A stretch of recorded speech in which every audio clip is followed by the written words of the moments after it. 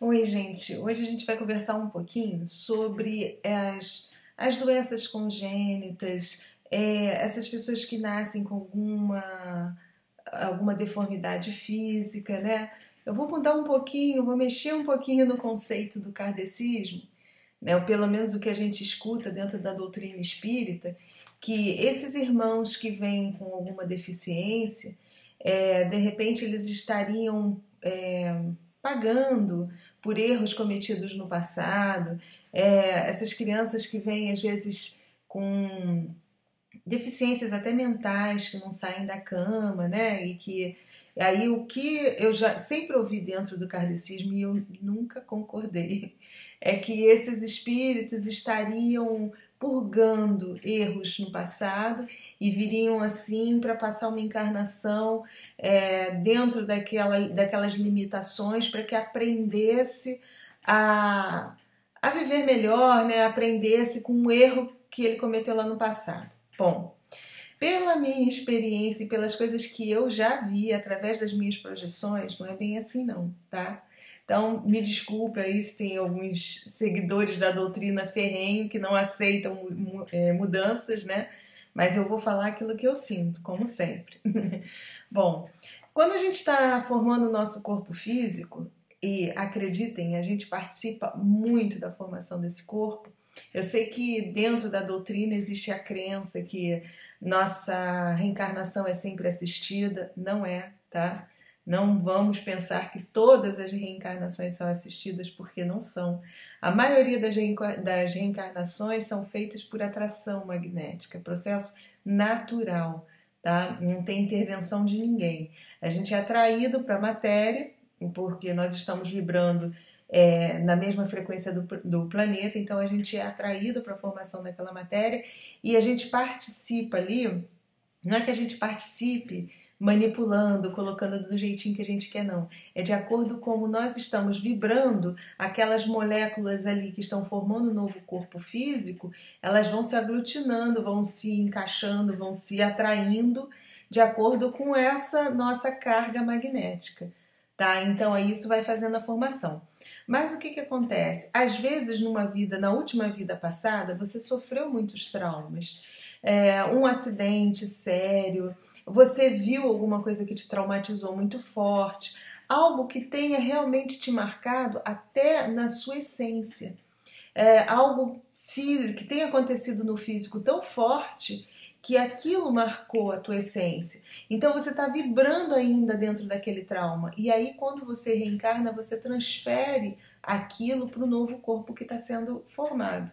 Tá? Então, assim, não necessariamente quando a gente vê uma pessoa que nasce, às vezes com um defeito numa perna, né? Ah, porque ele numa outra encarnação, ele já causou muito sofrimento a alguém, e aí, não necessariamente. Ele pode vir com aquela marca porque ele sofreu um acidente numa outra encarnação e aí ele não conseguiu se desvencilhar daquilo. Ele não conseguiu quando ele desencarnou e geralmente isso acontece quando os encarnes são muito rápidos. Você desencarna e reencarna rapidinho. Que também é outra coisa que a doutrina fala que demora e nem sempre, tá? Se você tiver com uma carga energética muito forte, magnética, que te atraia novamente para o planeta, você pode desencarnar e reencarnar. Se tiver alguém próximo que esteja naquele momento criando um novo ser, né, e você está próximo ali naquela coisa, você desencarnou e você já reencarna assim bem rápido. Tá? Se tiver alguém compatível a tua vibração naquele momento. Então, é lógico, né, que geralmente a gente desencarna em hospitais, mas casos de acidente, então, que você está às vezes no meio da rua, próxima às residências, né? Então, quem garante que ali naquele momento não esteja alguém fazendo alguma coisa que vai dar origem a um serzinho, e aí você desencarna ali próximo e ele está compatível com você e você, é atraído. Então, nem todas as reencarnações são feitas nas famílias que a gente tem afinidade, que a gente já vem com alguma história, pode acontecer esse tipo de acidente, tá? Então, a gente precisa ser um pouquinho dessa caixinha, que tudo é programado, que tudo é feito certinho, que não é. É lógico que eu sempre afirmo, existe esses tipos de departamento, existe a coisa organizada, mas nem todo mundo passa por esse processo todo, tá? A maior parte dos reencarnes são meramente atrativos, não é, desculpa, não é uma questão de estar feita uma programação. É questão de natural mesmo, força magnética, gente. Né? A gente precisa compreender essa naturalidade das coisas e não ficar tão preso ainda à religiosidade, ao que a religião prega, que diz que é assim ou assado. Tá? Então, alguns casos de deformidades não tem nada a ver com a pessoa estar pagando, não. Tá? Vamos tirar um pouquinho isso. Essas crianças que às vezes nascem com deficiências mentais, que não conseguem nem se comunicar com as pessoas, às vezes foi um trauma lá no passado. Não necessariamente ela foi um espírito ruim que traumatizou pessoas, que prejudicou pessoas. Não tem nada a ver, não. Ela pode ter sido, sim, muito prejudicada. Ela pode ter passado por uma situação muito ruim, aonde ela lesionou até a essência, o perispírito dela, a forma com que ela vibrava energeticamente, e aí quando ela se aproximou para fazer uma outra reencarnação, ela veio assim.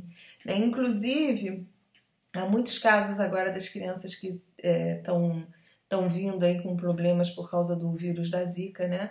A gente sabe, é porque cada vez mais os reencarnes também estão vindo mais rápidos, né? A gente não está passando muito por tempo pela erraticidade, não.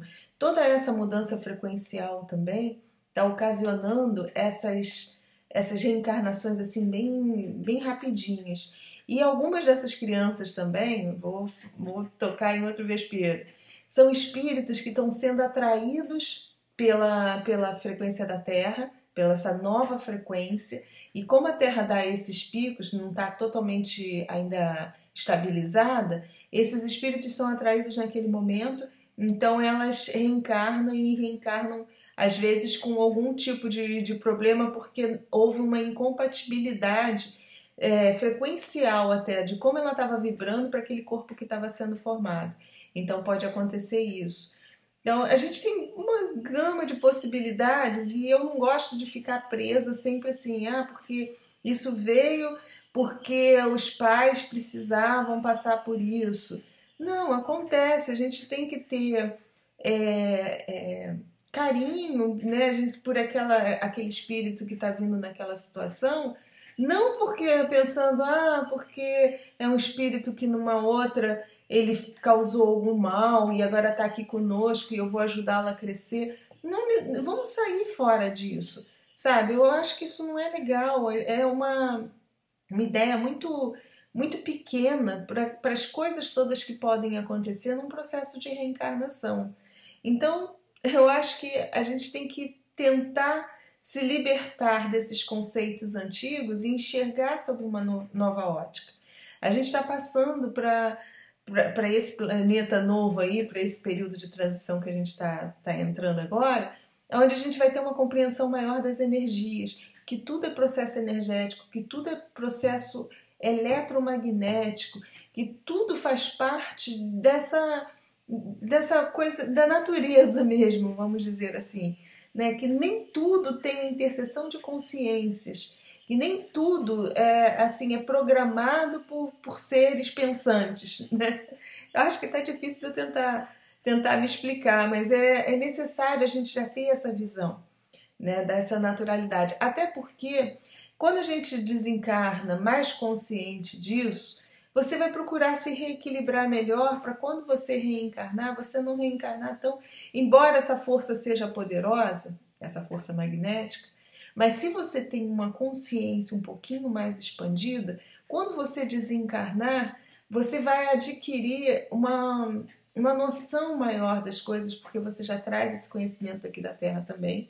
E aí você desencarnando, você vai recobrar o conhecimento que você tinha, que estava adormecido, e aí você já vai compreender melhor e talvez nem reencarne assim tão abruptamente numa situação de desequilíbrio energético. Então é importante a gente ter noção de como isso tudo acontece. né? Para que a gente não passe por essas situações. Acho que o conhecimento é libertador nesse ponto, que a gente não fica só na dependência dos outros. Até mesmo que você desencarne e que você tenha um certo desequilíbrio, você vai sentir mais a tua parcela de responsabilidade em todo esse processo. E isso é que é importante, a gente ter essa noção. Então vamos pensar assim, um pouquinho mais amplamente nesses irmãos que nascem com algum tipo de deficiência, que de repente eles não estão pagando nada que fizeram no passado, tá? Eles apenas sofreram uma ação por conta deles mesmos, na maioria das vezes, por algum desequilíbrio que ele trazia no na sua essência, no momento que ele se aproximou ali de um corpo que estava sendo formado. Tá? Então não tem nada a ver com erros pretéritos, na maioria das vezes.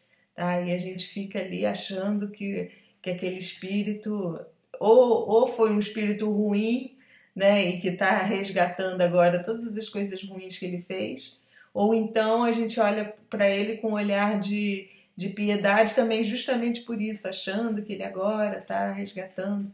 E não é lógico que a gente tem que ter até uma certa compaixão, mas enxergar com naturalidade. Foi apenas uma dificuldade na hora da formação dele. Não tem nada a ver, a maioria das vezes, com o que ele possa ter cometido no passado. Tá?